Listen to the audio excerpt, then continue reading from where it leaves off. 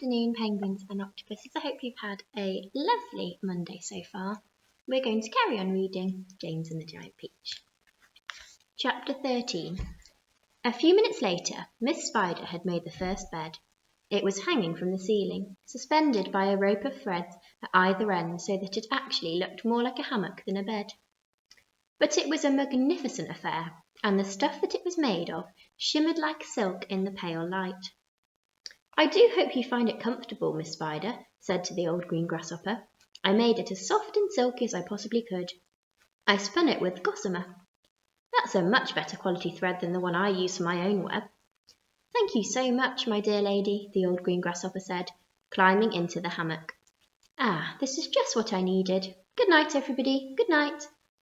Then Miss Spider spun the next hammock, and the ladybird got in. After that she spun a long one for the centipede, and an even longer one for the earthworm. "And how do you like your bed?" she said to James when it came to his turn. "Hard or soft?"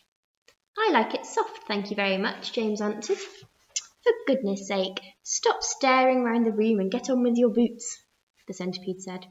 "You and I are never going to get any sleep at this rate, and kindly line them up neatly in pairs if you take them off. Don't just throw them over your shoulder." James worked away frantically on the centipede's boots. Each one had laces that had to be untied and loosened before it could be pulled off. And to make matters worse, all the laces were tied up in the most terrible, complicated knots that had to be unpicked with fingernails. It was just awful. It took about 2 hours, and by the time James had pulled off the last boot and had them all lined in a row on the floor, 21 pairs altogether, the centipede was fast asleep. "Wake up, Centipede," whispered James, giving him a gentle dig in the stomach. "It's time for bed." "Thank you, my dear child," the centipede said, opening his eyes. Then he got down off the sofa and ambled across the room and crawled into his hammock. James got into his own hammock, and oh, how soft and comfortable it was compared with the hard bare boards that his aunts had always made him sleep on at home. "Lights out," said the centipede drowsily. Nothing happened. "Turn out the lights," he called, raising his voice. James glanced round the room, wondering which of the others he might be talking to, but they were all asleep. The old green grasshopper was snoring loudly through his nose. The ladybird was making whistling noises as she breathed, and the earthworm was coiled up like a spring at one end of his hammock, wheezing and blowing through his open mouth. As for Miss Spider, she had made a lovely web for herself across one corner of the room, and James could see her crouching right in the very centre of it, mumbling softly in her dreams. "I said turn out the light!" shouted the centipede angrily. "Are you talking to me?" James asked him. "Of course I'm not talking to you," the centipede answered. "That crazy glowworm has gone to sleep with her light on." For the first time since entering the room, James glanced up at the ceiling, and there he saw a most extraordinary sight. Something that looked like a gigantic fly without wings. It was at least 3 feet long, was standing upside down, upon its 6 legs in the middle of the ceiling, and at the tail end of this creature seemed to be literally on fire. A brilliant greenish light, as bright as the brightest electric bulb, was shining out of its tail and lighting up the whole room. "Is that a glowworm?" asked James, staring at the light. "It doesn't look like a worm of any sort to me." "Of course it's a glowworm," the centipede answered. "At least, that's what she calls herself. Although actually, you are quite right. She isn't really a worm at all. Glowworms are never worms. They're simply lady fireflies without wings. Wake up, you little beast." But the glowworm didn't stir. So the centipede reached out of his hammock and picked up one of his boots from the floor. "Put out that wretched light," he shouted, hurling the boot up at the ceiling. The glowworm slowly opened one eye and stared at the centipede. "There is no need to be rude," she said coldly. "All in good time." Come on," shouted the centipede, "or I'll put it out for you." "Oh, hello, James," the glowworm said, looking down and giving James a little smile. "I didn't see you come in." "Welcome, my dear boy, welcome, and good night." Then click, and out went the light. James Henry Trotter lay there in the darkness with his eyes wide open, listening to the strange sleeping noises that the creatures were making all around him, and wondering what on earth was going to happen to him in the morning. Already he was beginning to like his new friends very much. They were not nearly as terrible as they looked. In fact, they weren't really terrible at all. They seemed extremely kind and helpful, in spite of all the shouting and arguing that went on between them. "Good night, old green grasshopper," he whispered. "Good night, ladybird. Good night, Miss Spider." But before he could go through them all, he had fallen fast asleep.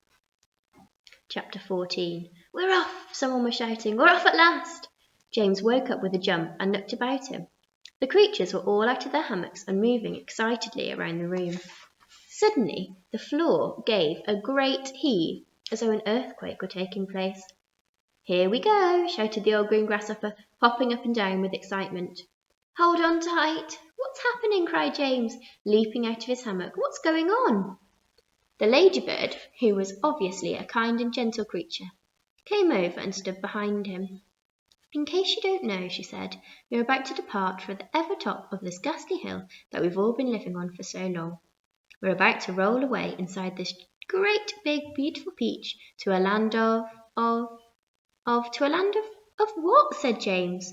"Never you mind," said the ladybird, "but nothing could be worse than this desolate hilltop and those two repulsive aunts of yours." "Hear, hear!" they all shouted. "Hear, hear!"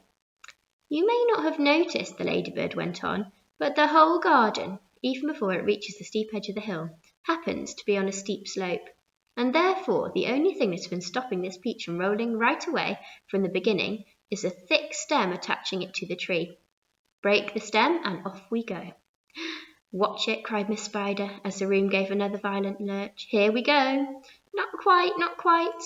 "At this moment," continued the ladybird, "our centipede, who has a pair of jaws as sharp as razors, is up there on top of the peach, nibbling away at the stem. In fact, he must be nearly through it, as you can tell from the way we're lurching about. Would you like me to take you under my wing so that you won't fall when we start rolling?"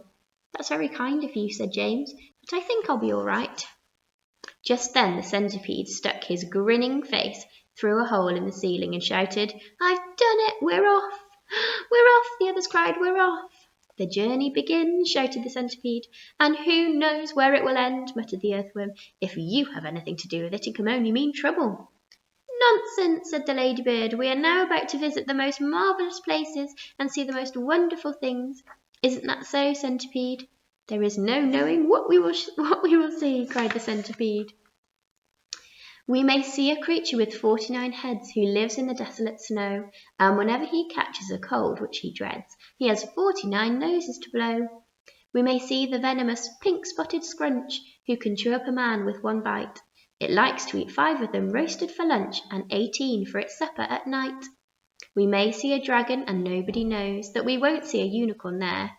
We may see a terrible monster with toes growing out of the tufts of his hair.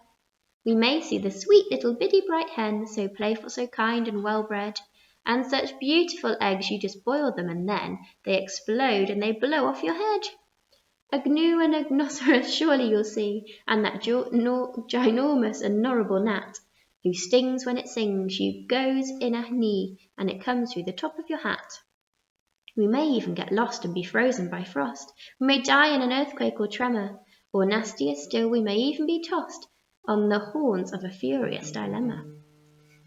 But who cares? Let us go from this horrible hill. Let us roll, let us bowl, let us plunge.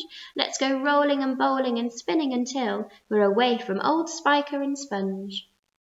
1 second later, slowly, insidiously, almost gently, the great peach started to lean forward and steal into motion. The whole room began to tilt over, and all the furniture went sliding across the floor and crashed against the far wall. So did James and the ladybird and the old green grasshopper and Miss Spider and the earthworm, and also the centipede, who had just come slithering down the wall. I'm going to stop there because I think that's a really good place to stop, because we've just had a poem, haven't we? And this is a poem that the centipede says in the story, and you can go and have a look at this if you like, and there's lots and lots of rhyming words in the poem, and we're looking at poetry this week in literacy, aren't we? So that might be a nice one. You might want to try and learn one of the stanzas. That's what we call a paragraph in a poem, is called a stanza. See you tomorrow, everybody.